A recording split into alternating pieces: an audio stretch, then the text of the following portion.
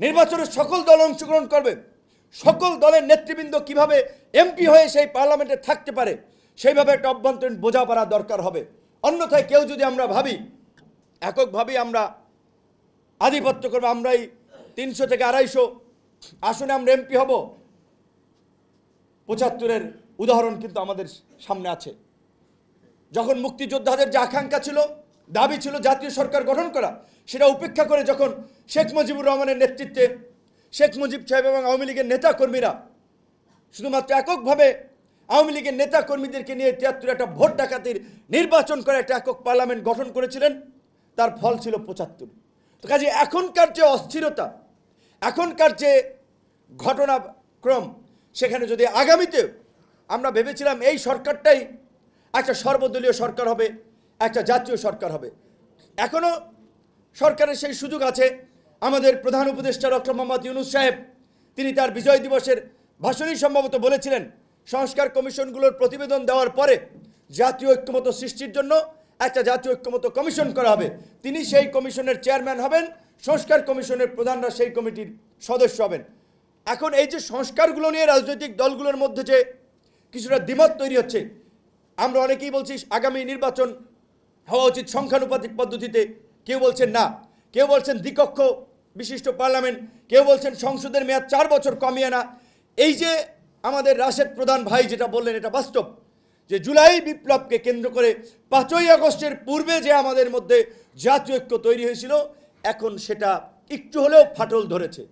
এই ফাটল যদি আমরা মেরামত না করতে পারি, আমরা যদি জাতীয় ঐক্য ধরে রাখতে না পারি, তাহলে আমাদের আগামীতে সবাইকে ভুগতে হবে। যেটা মির্জা ইয়াসিন আরাফাত ভাই বলেছেন, আওয়ামী লীগ যদি কোনোভাবে ক্ষমতায় আসে তখন কিন্তু খবর আছে আবার।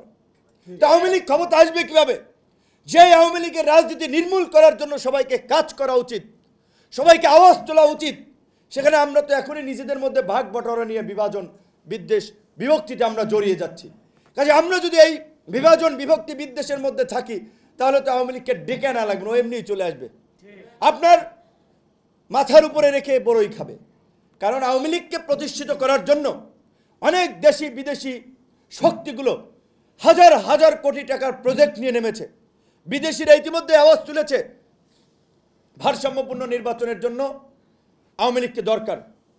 এখানের আওয়ামী লীগ একটা স্টেক আছে, বিভিন্নভাবে বলছে। বিদেশিরা অলরেডি কিন্তু ওকালতি শুরু করে দিয়েছে। এখন এই সরকার যে দুর্বল সরকার, আমরা যতই বলি না কেন আমরা সবাই সমর্থন দিচ্ছি, কিন্তু সরকার তো তার কাজকর্মে সেই সফলতার পরিচয় দিতে পারছে না। কাজে এখন এই সরকার বিদেশিদের সেই চাপ উপেক্ষা করে কতটুকু আগামীতে আওয়ামী লীগকে বাদ দিয়ে নির্বাচন করতে পারে সেইটা আমরা জানি না। এবং রাজনৈতিক দলগুলোর মধ্যেও নাম বললে ভাসুরের নাম মুখে আনতে মানা। এখন নাম বললে অনেকেই ক্ষুব্ধ হবেন, অনেকের সাথে সম্পর্ক নষ্ট হবে। প্রধান প্রধান রাজনৈতিক দল বলতে আমরা যাদেরকে বুঝি, আমি যদি বিএনপির কথা বলি, জামাতের কথা বলি, তারা কি পরিষ্কারভাবে বলছে আমরা আওয়ামী লীগের রাজনীতির কবর দেখতে চাই, আওয়ামী লীগের রাজনীতি দেশে নিষিদ্ধ চাই, আওয়ামী লীগকে রাজনীতি করতে দেওয়া হবে না? এই কথাটি কি বিএনপি এবং জামাতের পক্ষ থেকে জোরে সোরে বলা হচ্ছে? বলা হচ্ছে না। এখন বিএনপি জামাত তো আমাদের শত্রু না, বিপরীত পার্টি না, আমাদের আন্দোলনের সহযোগী। আমরা যুগপৎ আন্দোলন যে 42টি দলও করেছিলাম, বিএনপি নেতৃত্ব ছিল, জামাত একটা বৃহৎ দল, গণ অভ্যুত্থানেও তাদের অনেক স্যাক্রিফাইস আছে, কিন্তু আওয়ামী লীগের প্রশ্নে তাদের অবস্থান পরিষ্কার না। তাই আমি অনুরোধ জানাবো, আপনারা যদি গণ অভ্যুত্থানের চেতনাকে ধারণ করেন, গণ অভ্যুত্থানের স্পিডের আলোকে যদি আগামীর বাংলাদেশ বিনির্মাণ করতে চান, আপনাদেরকে পরিষ্কারভাবে ঘোষণা করতে হবে আওয়ামী লীগের প্রশ্নে আপনারা কোনো আপোষ করবেন না। কারণ এই আওয়ামী লীগের দ্বারা সবচেয়ে বেশি ভুক্তভোগী হচ্ছে বিএনপি এবং জামাতি। কিন্তু আজকে ভোটের রাজনীতির কারণে অনেকেই নানান ধরনের কথাবার্তা বলছেন। এই পরিস্থিতি যদি হয়, সামনে কিন্তু আমাদের সবাইকে ভুগতে হবে। আজকে এই যে আলেম ওলামারা এখন ওয়াজ করছেন, কয়েকদিন দেখেছেন না, গত বছর অনেক জায়গায় ওয়াজ করতে গেলে পুলিশের বাধা, ছাত্রলীগের নেতা এসে মাইক কেড়ে নিচ্ছে, হুজুরকে ধমকাচ্ছে, এই সমস্ত কথা বলা যাবে না। এই পরিস্থিতি এখন আছে। আজকে যে সমস্ত আলেম ওলামারা সারা বাংলাদেশে ওয়াজ করে বেড়াচ্ছেন, পুলিশ সেখানে প্রোটোকল দিচ্ছে, অনেক জায়গায় সহযোগিতা করছে, এইটা যেমন আলেমদের অধিকার। আবার এই বাংলাদেশে অনেকে বলে যে 12 মাসে 13 পারবেন, পার্বণ, এটা তো মূলত হিন্দুদের উৎসবকে কেন্দ্র করে, হিন্দু ধর্মাবলম্বী মানুষ বাস করে, বৌদ্ধ আছে, খ্রিস্টান আছে, আরও বিভিন্ন সম্প্রদায়ের লোকেরা আছে, তারাও যেন নির্বিঘ্নে নিরাপদে তাদের সামাজিক, রাজনৈতিক, ধর্মীয় অনুষ্ঠান পালন করতে পারে, আমাদের সেই বিষয়ে সহনশীল হতে হবে। দুটো ঘটনা আপনাদের সামনে বলছি। চলচ্চিত্রের আপনার নায়িকা সেলিব্রিটি মেহজাবিন সে বোধহয় চট্টগ্রামের শোরুম উদ্বোধন করতে গেছে, এখন সেইখানে কারা তৌহিদি জনতার ব্যানারে নাকি তাকে করতে দেয় নাই। পরিমণি টাঙ্গাইল কোন শোরুম উদ্বোধন করতে গেছে সেইখানেও নাকি বাধা দিয়েছে। দুটো ঘটনা আমাদের আলেম ভাইরা শুনবেন, ছোট্ট ঘটনা কিন্তু এর প্রভাব বেশি। বিদেশিদের সামনে এগুলো খুব নেগেটিভভাবে তুলে ধরা হচ্ছে, যেখানে মৌলবাদী রাজনীতির উত্থান হচ্ছে, ইসলামী এক্সট্রিমিস্টরা ক্ষমতায় আছে, রাজনীতির মাঠ দখলে আছে, তাই এখন সাংস্কৃতিক কর্মীরা, নায়ক নায়িকারা প্রোগ্রাম করতে পারতেছে না, তাদেরকে বাধা দেওয়া হচ্ছে। ছোট দুটো ঘটনা কিন্তু এর ব্যাপ্তি এবং আমাদের জন্য নেগেটিভ প্রচার। দেখা যায় ট্রাম্প পর্যন্ত শেষ পর্যন্ত টুইট করে দিতে পারে যে বাংলাদেশের নায়িকারা ওপেনে চলাফেরা করতে পারছে না।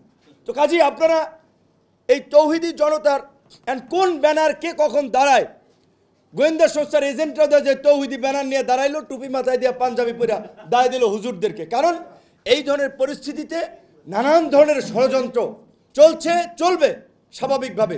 সেজন্য এখনকার এই ঘটনাগুলোর আলোকে যেটা আমাদের কাছে মনে হচ্ছে, রাজনৈতিক সরকার ছাড়া দেশে স্থিতিশীলতা আনা খুব ডিফিকাল্ট।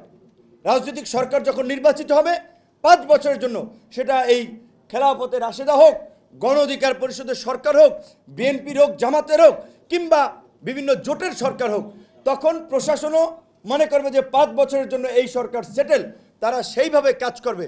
কিন্তু এখন কার্যত প্রশাসনও চিন্তা করছে যে জামাতের লোক কোথাও দখল করলে, ক্রাইম করলে তার বিরুদ্ধে ব্যবস্থা নেব, জামাতের লোকেরা তাকে ফ্যাসিবাদের দোষর বানাবে, গণ অধিকার লোকের বিরুদ্ধে ব্যবস্থা নেব, তারা আমার বিরুদ্ধে নামবে, বিএনপির লোকের বিরুদ্ধে ব্যবস্থা নিয়ে এলাকায় থাকতে পারবো না। মানে এই যে আমরা আইন শৃঙ্খলা পরিস্থিতির অবনতির কথা বলছি, সামাজিক অপরাধের কথা বলছি, বিভিন্ন ধরনের ছিনতাই, নানা ধরনের অপকর্ম, মারামারি, হানাহানির কথা বলছি, মাঝখানে সাতক্ষীরা দেখছিলাম মহিলা ইউনো মিছিলের মধ্যে দৌড়ে দিছে মিছিল থামাইতে, তো দৌড়ে তো আর থামাইতে পারবে না, কারণ এই সময়ে স্বাভাবিকভাবেই বিভিন্ন শ্রেণী পেশার মানুষের মধ্যে অতি বিপ্লবী, অতি উৎসাহী নানান ধরনের গ্রুপ তৈরি হয়। কাজে এখন যত দ্রুত একটা নির্বাচিত সরকারের হাতে রাষ্ট্র পরিচালনার দায়িত্ব তুলে দেওয়া যায় ততই মঙ্গল। এবং সেই ক্ষেত্রে এই খেলাফতে রাশেদার ভাই সহ তরুণ প্রজন্মের আলেম ওলামাদেরকে আমরা অনুরোধ করব, এই অভ্যুত্থান পরবর্তী আগামীর নতুন বাংলাদেশ বিনির্মাণে তারাও যেন শরিক হয়, মসজিদের মিম্বর থেকে যেন রাষ্ট্র পরিচালনার, সমাজ বিনির্মাণের জন্য যেন আওয়াজ ওঠে। সেজন্য আলেম ওলামাদেরকে মূল ধারার রাজনীতিতে আসতে হবে, রাজনীতির মাধ্যমেই তো রাষ্ট্র পরিচালনা হয়। সুতরাং রাষ্ট্র পরিচালনায় রাজনীতিতে যদি ভালো মানুষের জায়গা না থাকে, ভালো মানুষের অবস্থান না থাকে, তাহলে দেশ এবং সমাজ পরিবর্তন করা যাবে না। তাই আমরা বলবো আলেম ওলামাদেরকেও, প্রগতিশীল চিন্তার আমাদের তরুণ আলেম ওলামাদেরকেও রাজনীতিতে আসতে হবে। এবং ইনশাল্লাহ আমরা আমাদের দল থেকে আমরা আগামীতে একটা ইনক্লুসিভভাবে নির্বাচন করার পক্ষে, সবাইকে নিয়ে সংসদ গঠনের পক্ষে আমাদের জায়গা থেকে সেই প্রচেষ্টা থাকবে। সবাই ভালো থাকবেন। আসসালামু আলাইকুম।